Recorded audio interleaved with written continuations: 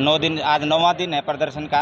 सरकार से हमने पहले ज्ञापन भी दिया था। 18 जुलाई को हमारी करनाल के अंदर एक रैली हुई थी कर्मचारियों की, क्लैरिकल के 18 जून को।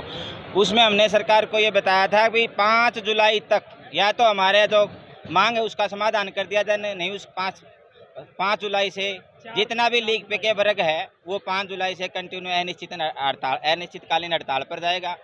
और उस दौरान जो हमारी रैली हुई थी उसके अंदर करनाल की मेयर है रेणुबाला और उनके साथ एक अधिकारी थे, सरकार के नुमाइंदे थे, वो आए और उन्होंने कहा था भी 4 जुलाई से पहले आपकी सरकार से मीटिंग करवा दी जाएगी और आपकी जो समस्या है उसका समाधान करवा दिया जाएगा। लेकिन आज तक सरकार ने इस बारे में कोई सुध नहीं ली है।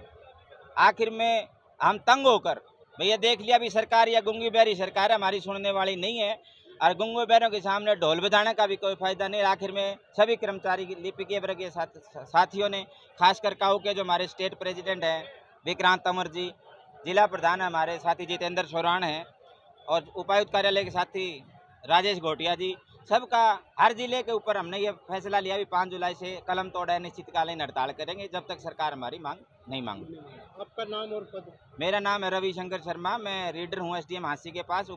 उपायुक्त कार्यालय है वैसे तो हमारा, पोस्टिंग अधिकारी डीसी हिसार ही है और डीसी हिसार से के अंदर ऑफिस के अंदर यानी कि सभी ऑफिसों के अंदर सिर्फ कलरक की बात नहीं है, असिस्टेंट, डिप्टी सुप्रिटेंडेंट और सुप्रिटेंडेंट पद हमारे गजटेड होता है, वो अधिकारी भी हमारे साथ धरने पर बैठे। पूरा डीसी ऑफिस अच्छा है, ठीक है। टोटल हरियाणा में 30,000 प्लस लिपिकीय वर्ग के कर्मचारी, सभी बोर्ड, निगम, यूनिवर्सिटी और विभागों के सभी कर्मचारी आज हड़ताल पे हैं और पिछले 9 दिन से हड़ताल पे बैठे हैं और हमारे हक के लिए बैठे हैं। हमारा हक है 35,400, जो कि हमें पिछले 40-50 सालों से हमें दबा करके और शोषण करके सरकारों के द्वारा आज तक नहीं दिया गया।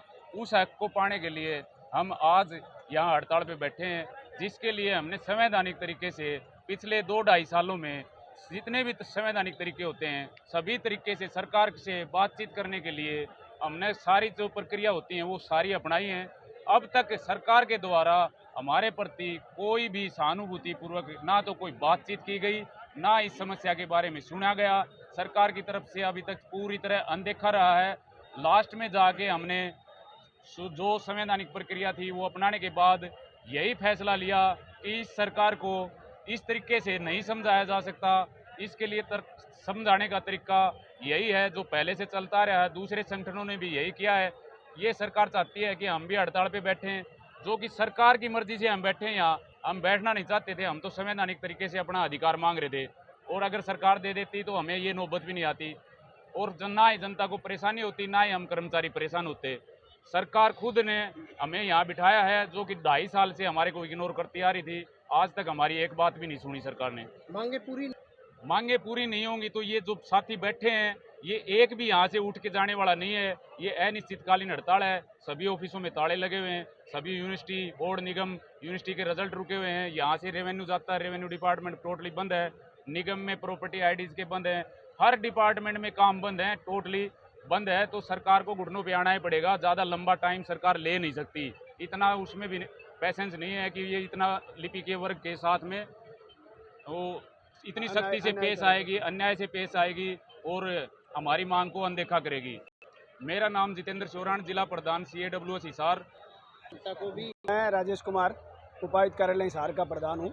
जनता हमारे साथ है और जैसा कि हमारे जिले के प्रधान सोराण ने बताया कि भी हमने संवैधानिक प्रक्रिया पूरी करके सरकार को नोटिस देके हमने ये आंदोलन शुरू कराया है और इसके जो जनता अगर तंग हो रही है अगर थोड़ी बहुत है तो उसके जिम्मेदार सरकार है, क्योंकि सरकार को फैसला लेना चाहिए।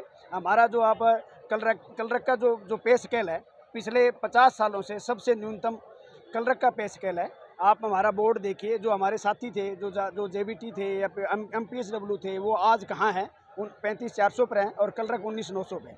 हमारे साथ भेदभाव हो रहे हैं। हम पिछले 2.5 साल से यही प्रयास कर रहे थे सरकार को, हर MLA को, MP को संवैधानिक रूप से हमने नोटिस दिए हैं, ज्ञापन दिए हैं, सरकार को चेताया है। और जो हमारी रैली हुई थी पिछले महीने उसमें भी सरकार ने हमें लिखित आश्वासन दिया है। उसके बाद ही हमने 5-7 से ये स्ट्राइक स्टार्ट की है।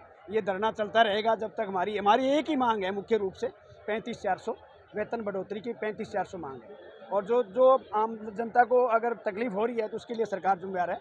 जनता हमारे साथ है। वैसे हमारे लगभग सारे संगठन जितने भी यूनियन बनी हुई है, सारी यूनियन हमें समर्थन दे के गई है। एक भी यूनियन ऐसी नहीं है जो समर्थन ना दे के गई है।